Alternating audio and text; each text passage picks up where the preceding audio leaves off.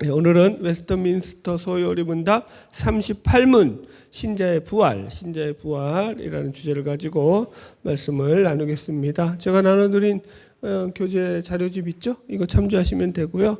제가 서론에서도 써놨듯이 이제 37문과 38문에 거쳐서 이제 종말론이죠. 신자의 죽음과 부활.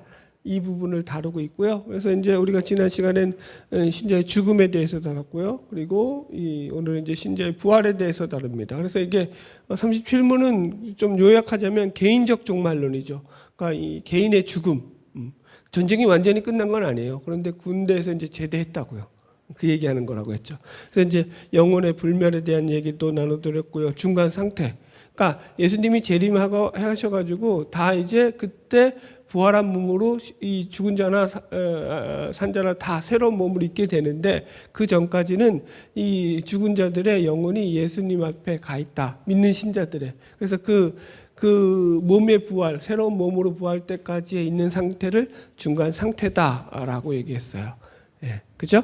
네, 그리고 나서 이제 오늘 38문 다뤄요. 이건 이제 우주적 종말론이라고 얘기해요. 그래서 이제 오늘 우리가 예수님의 재림에 대해서도 나눌 것이고요.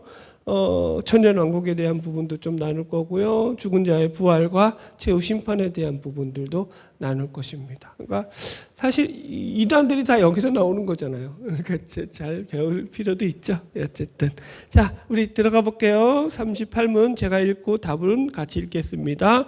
38문 신자들은 부활해서 그리스도로부터 어떤 유익들을 받습니까? 답. 부활 때의 신자들은 영광 속에서 살림을 받아 심판의 날에 공개적으로 인정되고 죄가 없다고 선언되고 그리고 완전히 복을 받아 하나님을 충만하게 영원히 즐거워합니다. 예. 그래서 이제 신자의 부활에서 누리는 축복을 유익들을 세 가지로 얘기했죠. 첫 번째가 내용을 제가 정리했죠. 영광 속에서 살아난다는 거, 살림을 받는다. 두 번째가 심판의 날에 공개적으로 인정되고 무죄가 선언된다고요. 무죄가 선언되는 거죠. 그 다음에 세 번째가 완전히 복을 받아 하나님을 충만하게 영원히 즐거워한다라는 거죠. 그러니까 이게 사실 우리의 궁극적인 목적이죠. 하나님으로 즐거워하는 삶을 사는 거. 하나님으로 우리가 기뻐하는 삶을 사는 거. 하나님 안에서 기쁜 거죠. 그러니까. 제가 늘 얘기했잖아요. 예수 믿는 게 안 기쁘면 믿지 마세요. 저도 마찬가지예요. 아, 진짜로. 이건 농담이 아니라 제가 예수 믿는 게 안 기쁘잖아요. 아, 그럼 뭐하러 믿어요. 그냥 나 살기도 힘들어 죽겠는데. 그죠? 예수 믿는 게 기쁘셔야 돼. 그래서 그걸 제가 여러분들에게 어떻게 보면 설득하고 알려드리고 또 강론하면서 이제 저도 마찬가지예요. 제가 예수 믿는 기쁨이 예수를 믿고 살아가니까 내가 이렇게 기쁘더라 라는 걸 여러분들에게 이제 설명하는 거죠. 체험으로, 말씀으로 여러 가지 방법을 통해 가지고. 할렐루야. 자, 이제 1번 들어가 보겠습니다. 합시다. 구원의 완성. 영광 속에서 살림을 받는다. 그래서 1-1 보면 영혼만 하늘의 영광을 누리는 것은 온전한 생명의 형태와 누림이 아니다. 육신이 부활하여 영혼과 연합하여 영광을 누릴 때 구원이 완성된다라고 했어요. 여기서 이제 이 영광 속에서 그래서 살림을 받는다라고 할 때 이 살림을 받다라는 게 영어로 raised up in glory예요. 그러니까 raise up, raise me up 뭐 있잖아요. 노래 그거 있잖아요. 그게 이게 죄송해요. 올리다, 재배하다, 양육하다, 기르다 이런 뜻이거든요. raise up이요. 그래서 이제 여기서는 소생시키다라는 거예요. 살려내다 이런 뜻으로 쓰인 단어예요. 이 단어. 그래서 신자의 부활은요. 우리의 영혼만이 아니라 무슨 부활이라고요?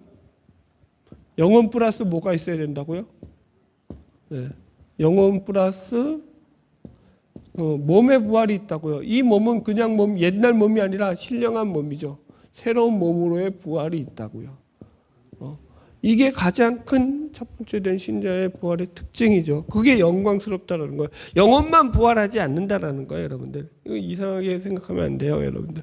그러니까 우리가 지난 시간에도 신자의 부활을 통해서 우리가 신자의 죽음과 부활을 통해서 조금 나눴던 게 뭐냐면 우리가 이 죽음에 대해서 우리 성경에서 이야기하는 가장 큰 특징은 영과 육이 분리되는 거라고 했잖아요. 죽음이라는 게. 영과 육이 분리된단 말이에요. 그래서 신자의 영은 육은 신자든 불신자든 다 죽으면 어떻게 돼요? 다 흙으로 돌아가요. 그죠? 근데 영은 틀려져. 영혼은 어떻게 가는 거예요? 신자의 영혼은 주님께로 가는 거예요. 그래서 주의 영광에 주의 품에 안기는 거예요. 그걸 낙원이라고 표현하고 있어요. 그죠?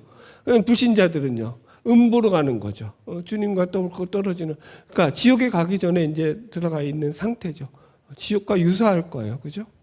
거기서도 이제 고통이 있죠. 여튼 그래서 이제 영혼이 주님과 함께 영광 속에 있다가 주님의 재림 때에 주님의 재림과 더불어서 모든 그 신자들뿐만 아니라 모든 자들이 몸의 부활을 한다라는 거예요. 그게 이제 성경적인 가르침이죠. 그래서 이때 이제 우리는 완전한 영광의 몸을 입게 되고 신령한 몸을 통해서 진정한 구원의 완성을 이루게 된다라고 합니다. 이게 왜 가능하냐?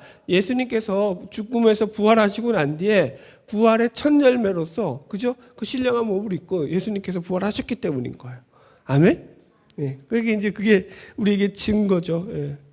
그래서 이거 우리가 잘 배워야 되는 게 뭐냐면 부활한 신자의 모습이 어떻겠느냐라고 했을 때 어디라 그랬죠? 저기 베레아 기신론 쪽이라든가 말씀 보존학회에 큰 영향을 미쳤던 피터 러크만이라는 사람도 이게 사람이 믿는 자가 죽었다가 살았을 때 그 몸은 새로운 몸이 어떤 몸이냐면 33세의 젊은 남자의 몸으로 부활할 것이다. 제가 한번 그러니까 여자 성도도 마찬가지예요. 이 피터 러크만은 여자들도 마찬가지예요. 여자들도 예수를 잘 믿던 여신도가 죽었다가 부활을 해요. 그래 몸이 다시 새 몸을 입을 때는 어떤 신령한 몸을 입느냐? 33세의 남자의 몸을 입는다라는 거야. 이거 여성들은 이거 폄훼하는 발언 아니야 이거? 한번 물어볼까요? 아니 부활했을 때 그 33세의 남자의 몸을 입고 싶으세요? 아니죠. 아니 지금 이 몸이 내 마음에 안 들 수는 있어 물론 그죠?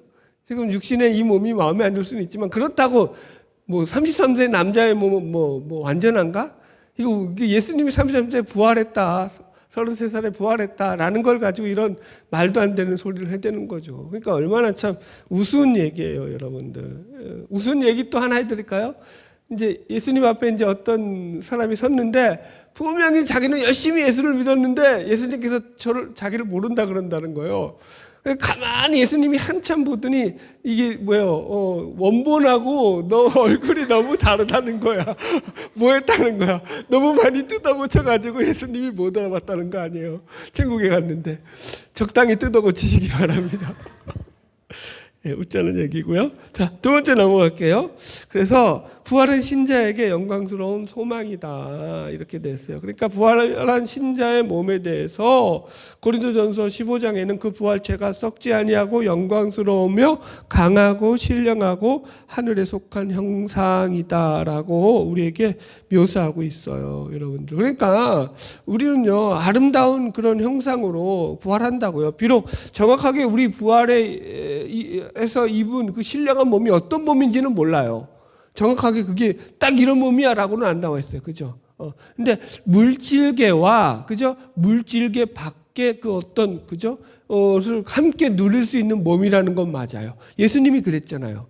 무슨 말인지 이해가시죠? 예수님이 식사를 하셨어요, 안 하셨어요? 부활한 몸을 가지고도 식사를 하셨다라는 거예요. 그거는 물질계에 들어가 있는 몸이 아니에요. 물질계에 속해 있는 몸이에요. 그러면서도 벽을 그냥 통과하셨다고요.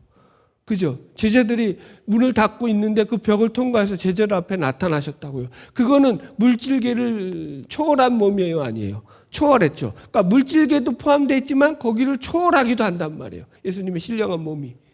이해하셨죠? 우리들의 몸도 그런 몸이라는 거죠. 슈퍼맨으로 생각하세요. 그죠? 몰라요, 저도 정확하게. 그러나 이런 예를 들어드릴 수 있어요. 그러니까 우리가 생각한 것보다 훨씬 더 아름다운 몸이라는 거예요. 여기 지금 제가 예를 써놨잖아요. 이 땅에서 선천적 장애를 가지고 살았던 사람들은 어떻게 될까요? 그러니까 보세요. 살면서 평생 장애를 가지고 살았기 때문에 일반인들이 경험하지 못하는 큰 장애인들이 경험하는 아픔이 있다고요. 고통이 있다고요. 그걸 평생 사람들의 따가운 시선을 받으면서 그렇게 살았단 말이에요. 그런데 천국에 가서도 그럼 생각해 보세요. 그 장애를 입었던 그분들은 천국에서도 그 장애를 입었던 그 몸 그대로 살까요? 어떻게 생각하세요? 여기서는 100% 답이 나오죠. 그런 몸은 아니라는 거예요. 그런 몸은 아니라고요. 완전히 새로운 몸이라고요, 여러분들. 그래서 이런 거예요. 그러니까 왜 그러냐면 이 천국과 이 땅이 전혀 다른 땅이기 때문이에요. 이 땅은요, 아담의 범죄에 의해 뭐라고 나왔어요? 이 땅은 저주를 받았어요. 이 땅이 저주를 받아서 엉겅퀴와 가시덤불을 낼 것이다 라고 나와요. 그죠? 땅이 저주를 받았다는 게 그냥 땅만 저주받았다는 게 아니라 이 땅을 모체로 해서 살아가는 모든 인간의 삶에 저주가 임했다라는 거예요. 그죠? 그래서 여러분, 우리가 보세요. 이제 점점 더 기후 변화가 심해지면서 우리가 농사라든가 또 어부들도 마찬가지죠. 이거는 여러분들 이제 장담을 못 하는 거야. 내가 수확량이라든가 생산량이 얼마든지 그냥 폭설로 인해서 망할 수 있고, 홍수로 인해서 망할 수가 있고, 더위로 인해서 망할 수가 있고, 가뭄으로 인해서 망할 수가 있고, 그죠? 태풍으로 인해서 망할 수가 있고, 이런 일들이 비일비재하다라는 거예요. 자, 하나 더 예를 들어 드릴게요. 그러니까 요즘처럼 문명과 의학이 고도로 발달하면서 사람들의 지성이 그렇게 발달을 하고 의학 기술과 신약들이 얼마나 많이 쏟아져 나왔어요. 못 고칠 병이 없다고 그래요. 그럼 여러분 생각해 보세요. 점점점 의학기술과 이런 것들이 문명이 발달을 하면은 병들이 없어져야 되고 줄어들어야 돼요? 늘어나야 돼요? 줄어들어야 돼요? 늘어나야 돼요? 줄어들어야 되는 거 아니에요? 그럼 줄어들고 있어요? 늘어나고 있어요? 그죠? 어찌 된 거야, 이건 도대체. 제가 이제 잠깐 조사했는데, 우리 2000년도 통계만 하더라도 발달 장애 아동의 숫자가 2000년대만, 지금 그 전까지는 그 전도 마찬가지일 거예요. 여태까지 계속 발달 장애 아이가 친생아로 태어나가지고 그렇게 이 발달 장애 아이의 숫자가 2000년대부터 지금 2020년까지 계속해서 증가되고 있다고요. 늘어나고 있다고요. 안 줄어든다고요. 이게 물론 유전적인 요인도 좀 있겠죠. 그죠? 그런데 유전적인 요인이면 어떻게 돼야 돼요? 여러분들. 이게 그냥 비슷비슷하게 가는 거예요. 계속 늘어난다는 건 뭐예요? 유전적인 요인 플러스 뭐가 있다는 거예요? 사회 환경적인 자연적인 요인도 있지만 환경적인 요인도 있다는 거예요. 사회 환경적인 요인도. 그죠? 우리가 살아가는 데서 삶 속에서 많은 스트레스와 어떤 공해 오염과 공기 오염과 여러 가지 그런 질병들로 인해 가지고 이 아이들에게 그게 고스란히 발달 장애로 피해가 가는 거죠. 여러분들 무슨 말인지 이해하시겠죠? 그러니까 여러분들 이 땅에서는 진정한 안식과 평안이 있다 없다? 없다고요. 뭐가 발달하더라도 여러분들 제가 늘 설명하잖아요. 아니 핵무기는 그렇게 만들어내는데 왜 평화를 이루는 무기는 못 만드냐고. 네. 그러니까 그 무슨 빛을 쫙 쬐면은 그 빛에 맞으면 사람들이 마음이 온화해져. 그래서 내 마음에 살인 욕구가 사라지고 폭력 욕구가 사라지고 왜 이런 기계는 못 만들어내냐고. 이런 기계는 만들 수 있어요 없어요? 평생 그거 못 만들어요. 그러니까요 여러분들 여기까지 짧게 할게요. 그러니까 제가 염세주의자가 되라는 말이 아니라 우리가 신자라는 것은요 진정한 평안과 안식과 소망을 어디로부터 얻을 수 있다? 부활에서만 얻을 수 있다. 그 새로운 땅에 들어가서만 우리는 거기 속에서 진정한 안식을 누리게 된다라는 거죠. 자, 2번 넘어갈게요. 두 번째, 심판날이 온다는 거예요. 그래서 여기 보면은 심판날에 공개적으로 인정되고 죄가 없다고 선언되고, 여기서 이제 우리가 다룰 주제가 많죠. 심판날에 대한 주제니까요. 그래서 2-1 보면은 심판의 부활, 신자의 부활과 마지막 심판은 예수님의 재림으로 시작된다. 이렇게 써요. 그죠? 우리가 사도신경에 외우는 거 있잖아요. 신앙고백에가 써놨죠. 같이 읽어볼게요. 본디오 빌라도에게 고난을 받으사 십자가에 못 박혀 죽으시고 장사한 지 사흘 만에 죽은 자 가운데서 다시 살아나시며 전능하신 하나님 아버지 우편에 앉아 계시다가 저리로서 산자와 죽은 자를 심판하러 오시리라. 그죠? 우리가 외우는 거죠. 사도신경의 신앙고백 속에서도 뭐라고 했어요? 우리 주님이 저리로서 산자와 죽은 자를, 저리로서 어디로부터? 하늘로부터 산자와 죽은 자를 심판하러 오시리라. 심판할 때가 있다는 거예요. 재림하셔서. 그죠? 그날이 예수님의 재림이 곧 뭐예요? 심판이죠.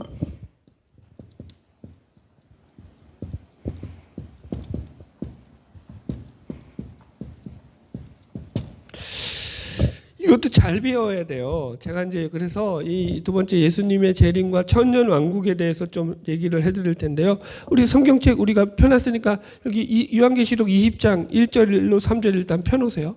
앞에 펴놓고 제가 이제 얘기부터 해드릴게요. 이 예수님의 재림과 관련돼서 천년 왕국 설이 있어요. 그게 이제 세 가지 설이 있어요. 크게 전천년설, 후천년설, 그 다음에 무천년설이 있어요. 이게 이제 전천년설이라는 것은 천년왕국을 기준으로 해서 예수님의 재림이 천년왕국 시대보다 먼저 오시는 것을 이해해서 천년왕국 전의 재림설. 그러니까 예수님의 재림이 먼저 오는 거예요. 천년왕국보다. 그래서 전천년설이에요. 예수님이 천년왕국 전에 재림하신다. 전천년설. 이해하셨죠? 예.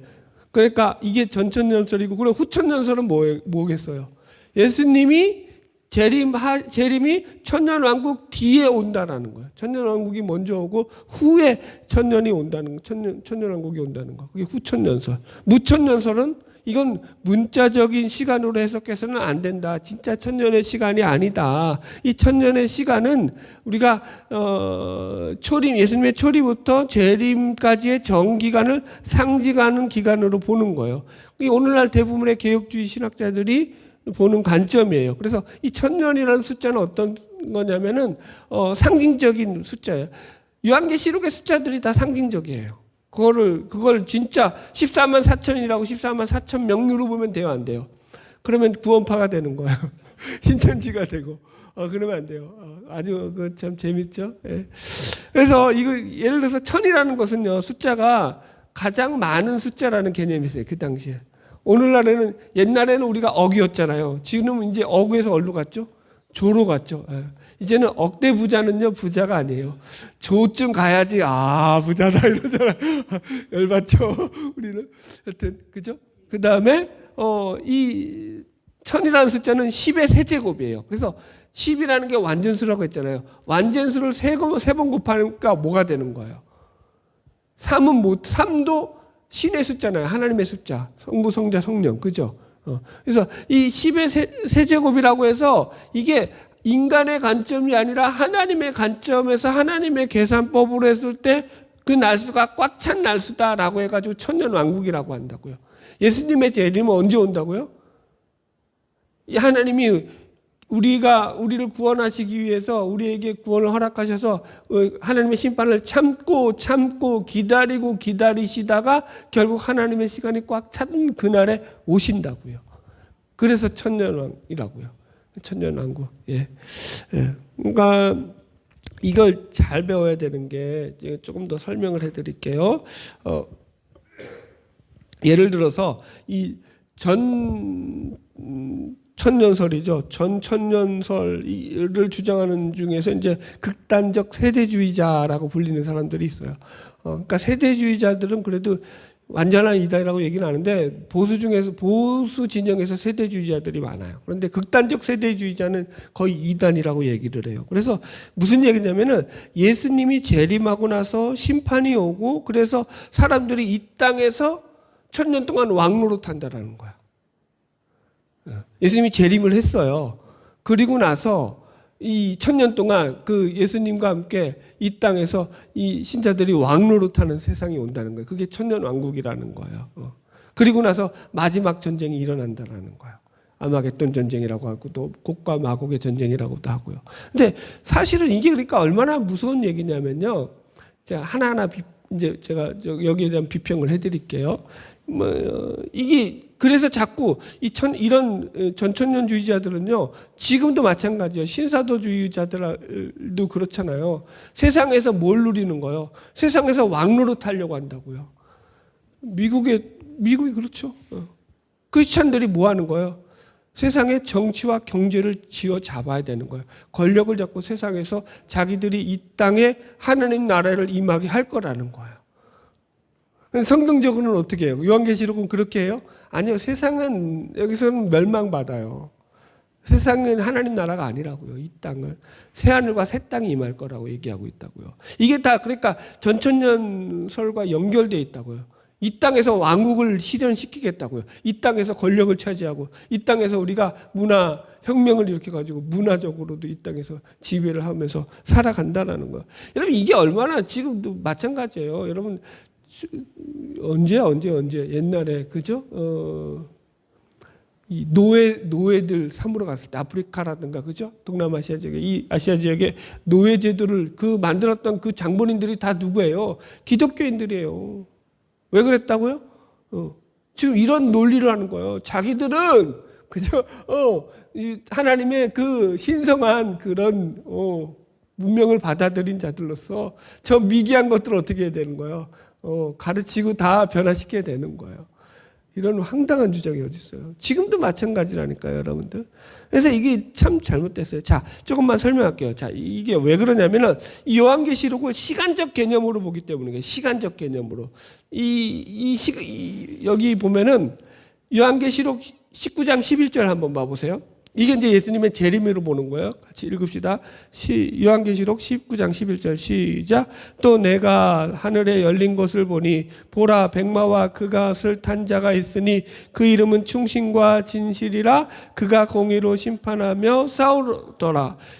이제 여기서부터 예수님의 재림이 시작되는 거예요. 예수님의 재림이에요. 그래놓고 이제 계시록 20장에 와보세요. 읽어봅시다. 시간적으로 보면 그러니까 이거 시간적으로 보다 보니까 어떻게 되는 거예요? 재림이 있고 나서 천년왕국이 온다라고 보는 거예요. 봅시다. 시작.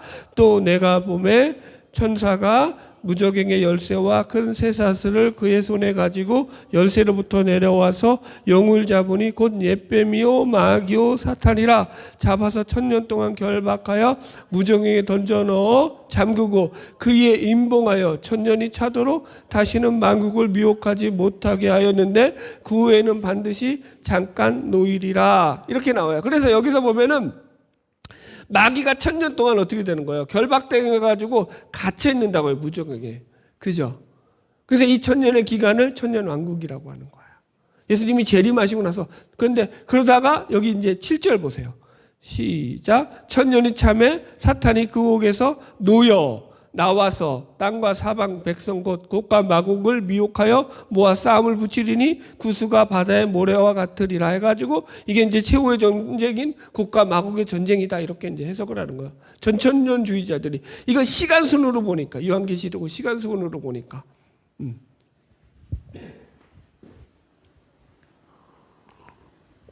자 이게 얼마나 말이 안 되냐면요.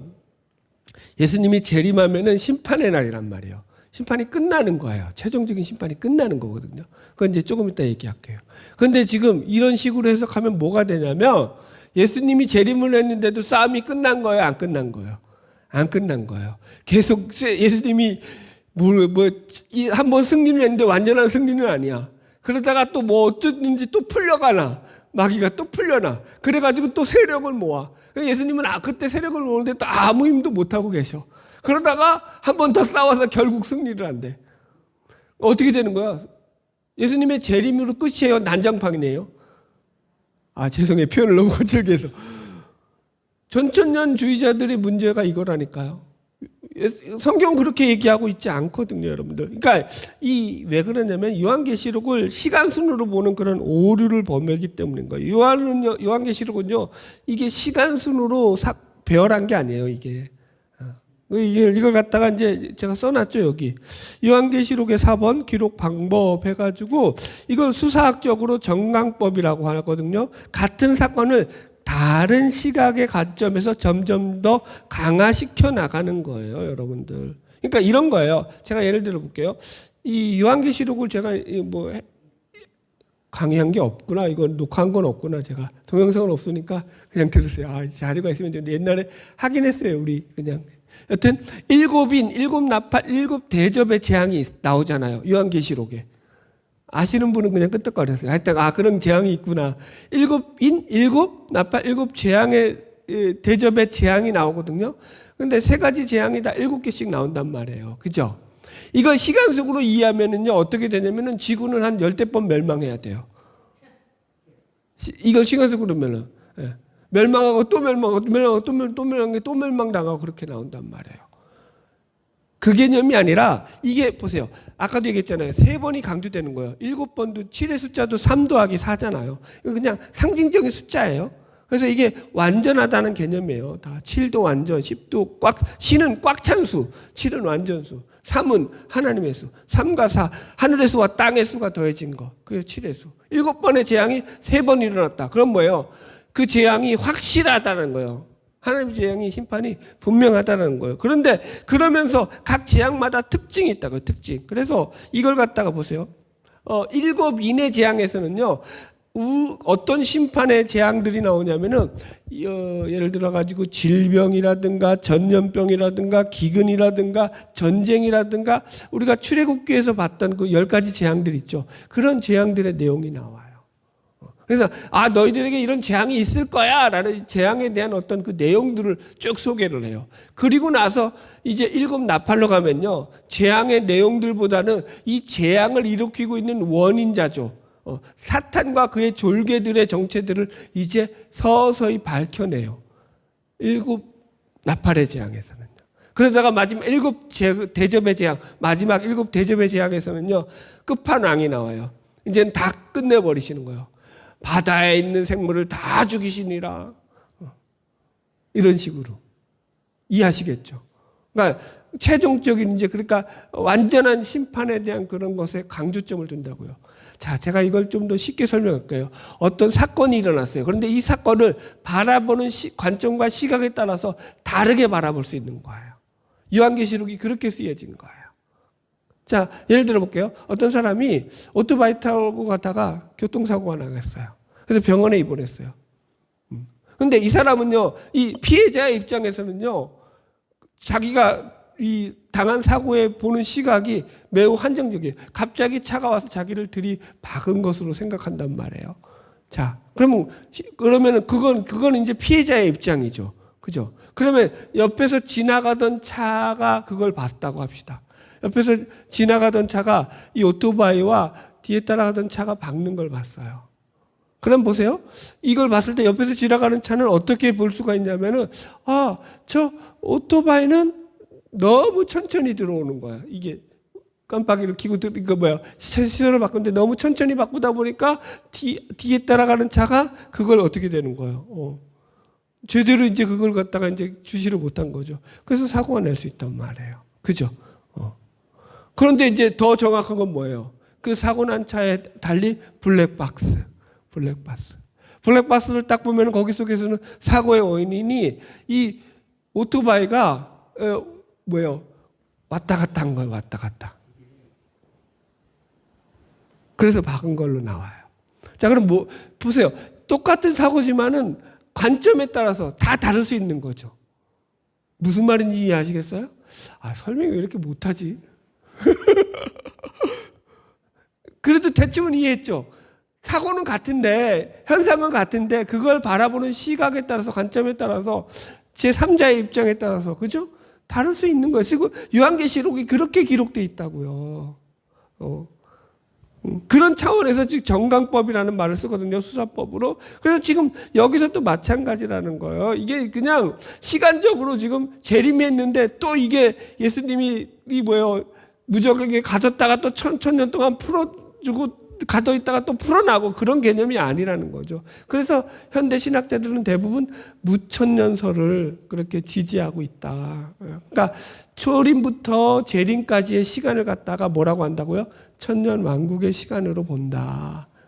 예수님의 초림부터 재림까지를. 그래서 여러분들 그렇게 이해하시면 되겠습니다. 자, 넘어갈게요. 네. 설명이 잘 됐나요?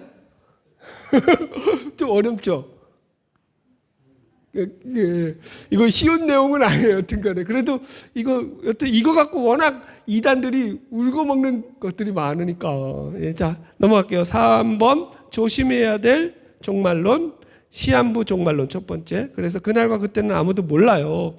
마태복음 24장 36절 그날과 그때는 아무도 모르나니 하늘의 천사들도 아들도 모르고 오직 아버지만 아시느니라. 예수님의 재림 때를 아무도 모르는데 예를 들어서 우리나라의 유명한 다미성교회 그죠? 이장님 맞죠? 이장님이가 해가지고 1992년에 10월 28일에 휴거가 일어날 거야 해가지고 온 나라를 갖다가 뒤집어 엎었잖아요. 그죠? 휴거된 사람 있어요? 없어요? 그거 동영상 한번 찾으면 되게 재밌어요. 여기 이제 휴거되겠다고 그 교회로 이제 몰려들어. 이 다미성교회 회원들이. 그러면서 그거 촬영하고 있잖아요. 촬영하는 사람들은 얼마나 불쌍하게 보는데. 자기들은 진짜 휴거될 거라고 생각하니까 아이고 우리는 천국 갈 텐데 아유 이 불쌍한 것들 아무것도 모르는 이 영적 무지랭이들 하면서 그들은 엄청 촬영하는데 불쌍하고 아주 촬영하게 바라보면서 그런 시각을 가지고 들어갔어요. 그리고 몇 시간을 기도하고 밤새 기도했는데 휴가했어요? 안 했어요? 미치는 거지. 미치는 거지. 아니 그날과 그때를 모른다고 했는데 왜 그러냐고.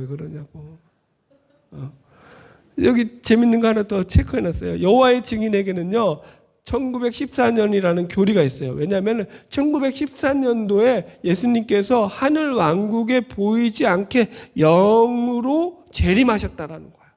그리고 이제 1918년까지 그리스도교의 모든 종교 조직을 예수님께서 시험하셨는데 그 시험 중에서 여호와의 증인이라는 이 조직만이 그 시험에 통과됐다라는 거예요. 그래서 지들만이 지금 하나님의 조직으로 인정받고 지금 있다는 거예요. 여호와. 그래서 그 자기들만이 이제 구원이 있다 이런 소리죠. 이게 참 답답한 일이죠. 아주. 예수님이 벌써 1914년도에 하늘의 영으로 재림을 하셨어요. 영으로 재림을 하셨어요. 참 그렇대요. 여튼. 예, 그러니까 여러분 우리가 시한부 종말론도 조심해야 되고요. 아까도 얘기했지만 극단적인 세대주의 종말론도 조심해야 돼요. 극단적인 예를 들어 666을 갖다가 어떻게 보죠? 베리칩으로 본다고요. 그래서 전부 다 옛날에 우리 한참 저거 신용카드 나올 때 그거 쓰지 말아야 된다. 그거 다 사탄의 저거다. 666이다. 그 안에 666 있다. 아주 그냥 난리가 났었잖아요. 제 학생 때도 그거 난리 났었어요. 그죠? 그리고 또 누구야? 적그리스도가 누구라고 가르쳤죠 그때? 교황이다. 로마 가톨릭 교황이 적그리스도다. 저거 그러면서 WCC 저거 교회 일치운동하면서 전부 다 범신론화 전부 다 만들려고 한다. 한참 떠들었어요. 요즘은 또 예를 들어서 이런 거예요. 뭐 사스라든가 메르스라든가 또 뭐 있죠? 코로나 이런 이제 바이러스 변이 바이러스들이 생겨나잖아요. 봐라 이거 하나님이 종말에 역병을 일으켜가지고 이 지구의 인구의 3분의 1이 없어질 거다. 없어지긴 뭘 없어져. 그죠? 이런 것들이 다 뭐라고요? 지금 극단적 세대주의 종말론자들이 주장하는 거라고요. 이거 조심하셔야 돼요. 그러니까 알레고리적으로 해석하는 건 아주 위험한 거예요. 그래서 계시록을 그렇게 보는 인간들은 참 위험한 거예요. 그러니까 뭐 전쟁만 터지잖아요. 그럼 그건 이제 종말의 사인이다 이렇게 나오는 거죠. 우크라이나하고 러시아 가지고도 얼마나 많이 울어먹게요. 이슬람하고 어디예요? 이스라엘하고 그 팔레스타인하고 전쟁도 엄청나게 울고먹고요. 이 극단적인 세대주의자들의 특징이에요. 속지 마세요. 그런 식으로 안 와요. 예수님께서는요. 몰래 오시지. 자, 넘어갈게요. 이거 마지막 말은 지우세요. 이거 웃자는 얘기죠. 4번 같이 읽읍시다. 시작. 예수님의 재림은 인격적이고 육체적이며 가시적이고 갑작스러우며 영광과 승리의 주님으로 오시는 재림이 될 것이다. 그래서 마태복음 24장 30절에도 그때의 인자의 징조가 하늘에서 보이겠고 그때의 땅의 모든 족속들이 통곡하며 그들이 인자가 구름을 타고 능력과 큰 영광으로 오는 것을 보리라 이렇게 나왔어요. 그죠? 인자가 구름을 타고 큰 능력과 큰 영광으로 이 땅 가운데 오신다고요. 그래서 데살로니가 후서 1장 7절에서는 하늘로부터 불꽃 가운데 나타나실 것이다 라고도 얘기한다고요. 예수님 그렇게 임하셔요. 그러니까 몰래 안 오신다는 얘기하는 거예요. 누구나 다 봐도 알 수 있게. 제자들이 예수님이 구름을 타고 하늘로 올라가는 걸 봤을까요? 못 봤을까요? 성경에 뭐라고 나와요? 봤어요. 너희들이 그러면서 천사가 뭐라고 해요? 너희들이 예수님을 하늘로 올라간 모습 그대로 너희들에게 다시 오실 거야. 아멘? 예. 그러니까 다 보게 임하셔요. 그만하세요. 이거 자꾸 도적이 있다고 입에 붙어서. 도적같이 임한다는 것은 아무도 예상하지 못한다는 것이지. 그 날과 그 시를 예상하지 못한다는 것이지. 예. 아까 여호와의 증인처럼 그렇게 영으로 임해가지고 지들만 구원받고 있다는 거 없어요. 예. 자, 5번. 모든 사람은 자기의 행위로 심판을 받고 생명책에 기록지 못한 자는 불못에 던져질 것이다. 자, 그래서 이것도 또 중요한 거예요. 이거 좀 뒤에 설명하고 같이 넘어가면서 맞아. 이제 뒤에 다 다뤄주니까 제가 설명해 드릴게요. 세관점 학파의 유보적 칭의론이에요. 이게 이제 요즘 신학인데 이거 참 위험한 신학. 유보적 칭의론이 뭐냐면은 예수를 믿어가지고 언약 공동체인 교회 안으로 들어왔지만 그것으로 구원이 끝난 것이 아니라 최종 하나님의 백보자 심판대 앞에 서게 됐을 때 구원이 유보돼 있다가 칭의가 유보돼 있다가 그때 심판대 앞에 가서야 최종적인 심판을 받고 구원을 받는다라고 주장을 해요. 이게 칭의적 유보론이에요. 유보적 칭의론. 헷갈렸네. 유보적 칭의론. 말도 어렵네. 그러니까 예수를 믿어서 구원이 뭐예요? 여기서 확정되는 게 아니라 어디서? 심판 앞에서 확정된다는 거예요. 그건 위험한 얘기예요. 여러분들. 성경적 관점의 이 심판에 대한 이야기는요. 심판은 행위에 따라 받지만 믿는 자에 대해서는 정죄하지 않는다라고 얘기하고 있어요. 자, 읽어드릴게요. 1. 모든 사람은 하나님의 심판대 앞에 다 서서 심판을 받는다. 여기에는 신자나 불신자 모두 예외가 없다. 하나님은 모든 행위와 모든 은밀한 일을 선악간에 심판하신다. 한 번 죽는 것은 사람에게 정하신 것이요 그 후에는 심판이 있다. 히브리서 9장 27절. 이렇게 성경은 모든 사람들이 다 죽음 후에 하나님 앞에 심판대 앞에 선다라는 거예요. 그래서 믿는 자도 그 심판에서는 심판 자체에 대해서는 면죄받지 않는다. 믿는 자도 심판을 받아요. 그런데 보세요. 2번. 예수님은 믿는 성도들을 또 심판을 받는다. 성도들은 심판을 받지 않을 것이다 라고 생각하는 사람이 있는데 행위로 심판을 받는다는 위의 성경 구절 외에도 우리가 다 반드시 그리스도의 심판대 앞에 드러나 각각 선악간에 그 몸으로 행한 것을 따라 받으려 함이라 라고 해서 고린도후서 5장 10절에서도 우리가 다 심판대 앞에서 우리 선악간에 행한 대로 심판을 받는다라고 얘기하고 있어요. 그런데 문제는 뭐냐면 3번 심판대 앞에서 예수가 믿는 자의 중보자가 되신다라는 거야. 심판대 앞에서 우리가. 예. 하나님은 한 분이시요 또 하나님과 사람 사이의 중보자도 한 분이시니 곧 사람이신 그리스도 예수시라. 그래서 모두가 행위로 하나님 앞에 심판을 받지만 예수를 믿는 자에게는 예수님이 중보자가 되시고 변호자가 되심으로 우리가 정죄함을 받지 않는다는 거예요. 우리 행위 때문에. 이게 특이한 거예요. 자, 4번. 예수님의 중보로 말미암아 믿는 자에 대해서는 그래서 정죄함이 없다. 정죄하지 않는다. 로마서 8장 1절. 그러므로 그리스도 예수 안에서는 있는 자에게는 결코 정죄함이 없다. 요한복음 5장 24절. 이게 중요해요. 보세요. 내가 진실로 진실로 너희에게 이르노니 내 말을 듣고 나 보내신 이를 믿는 자는 나 보내신 이 즉 예수를 믿는 자는 영생을 얻었고 심판에 이르지 아니하나니 사망에서 생명으로 옮겼느니라. 성경은 믿는 자의 구원이 유보되어 있다라고 얘기하고 있지 않아요. 백보자 심판에서 완성된다라고 얘기하고 있잖아요. 너희들이 주 예수를 믿으라. 그리하면 너와 내 집이 구원을 얻으리라. 아멘. 네. 믿는 자는 영생을 얻었다라고 얘기하고 있다고요. 믿는 즉시 일어나는 구원이라고요. 그 구원은 안 뺏겨요, 여러분들. 왜 그러면 보세요. 왜 설명을 해드릴게요. 왜 이게 이제 세관적 학파라는 자들의 이 주장이거든요. 이 유보적 칭의론이. 왜 그러냐면은 사람들이 한번 구원받은 건 영원하다 이렇게 생각하는 것으로 인해 가지고 어떤 문제가 생겨났냐면 나는 이제 구원받았으니까 어떻게 살아도 돼 라는 착각에 빠졌다고요.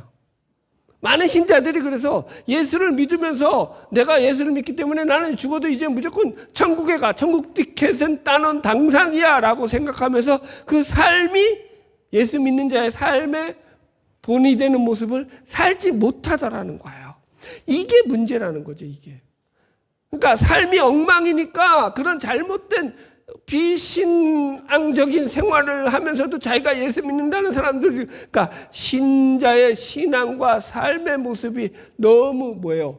이게 괴리가 심한 거예요. 갭이 심한 거예요. 그러니까 거기 속에서 이런 사상이 나오는 거예요. 그래, 니들 구원받았다고 하는데 그래, 천국 가서 한번 보자. 이런 생각이 나오는 거죠. 이것도 아주 톰 나이트라고 하는 아주 되게 뛰어난 그런 신학자가 얘기를 한 거예요. 그러니까 이제 사람들이 다 줄을 서가지고 그래, 당신 말이 맞아. 이렇게 간 거예요.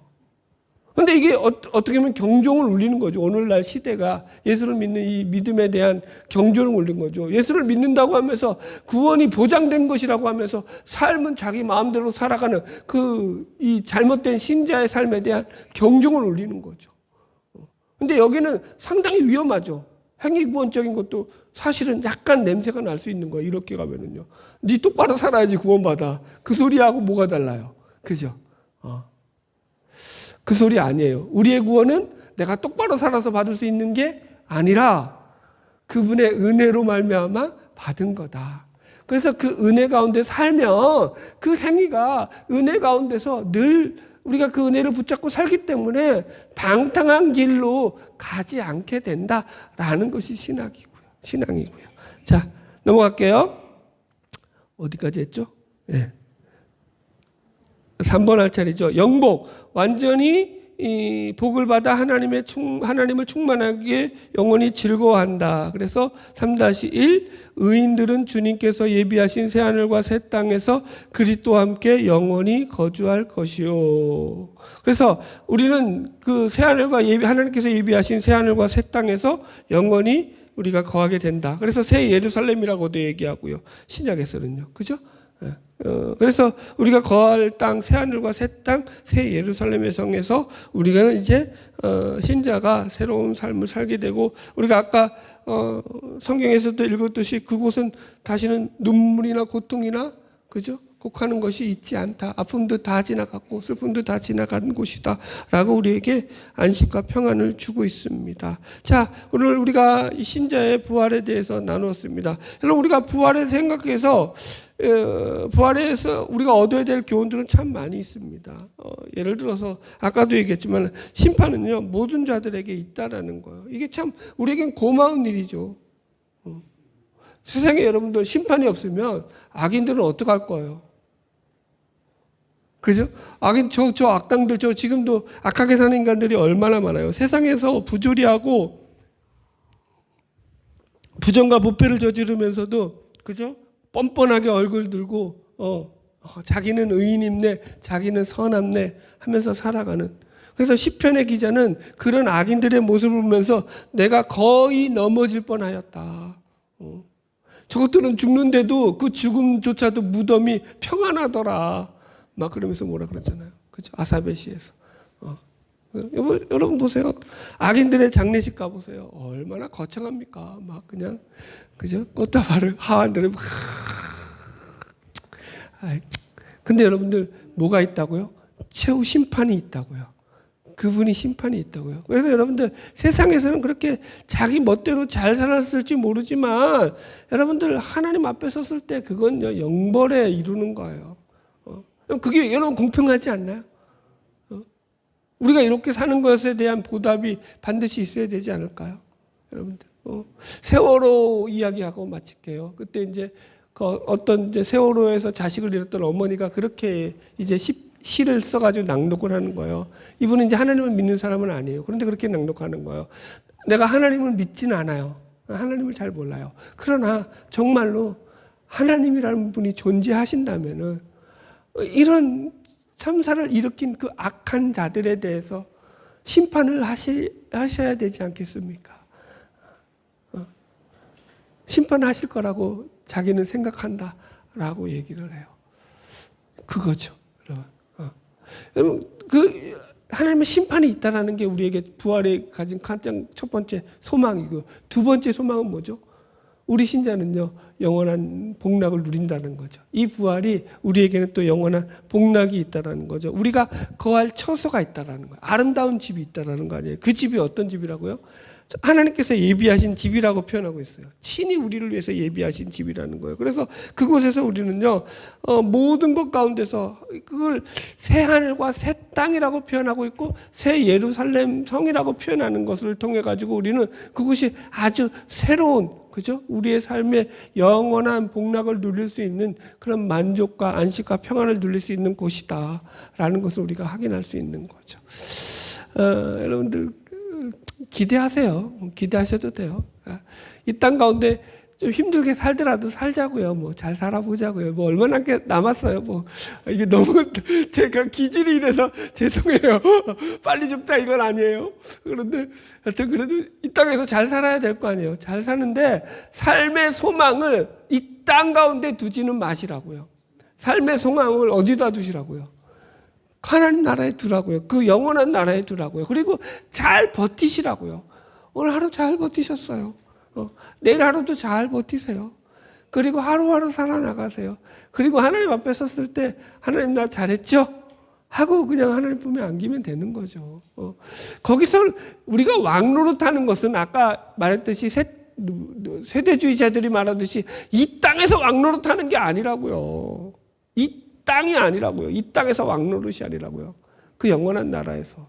아멘? 물론 이 땅에서도 왕노릇이죠. 그 왕노릇은 세상적으로 말하는 그런 왕노릇이 아니라 하나님의 영광 가운데서 예수 그리스도의 영광을 보면서 살아간다는 차원에서 그분과 함께 교제한다는 차원에서 왕노릇입니다. 말도 어렵네요. 여튼 바라기는 저와 여러분의 삶을 통해서 예수 그리스도의 부활과 우리의 부활이 함께 또 하나님 앞에서 영광된 모습으로 드러날 것을 믿으시고 승리하는 삶을 살아나가기를 주의 이름으로 축복합니다. 기도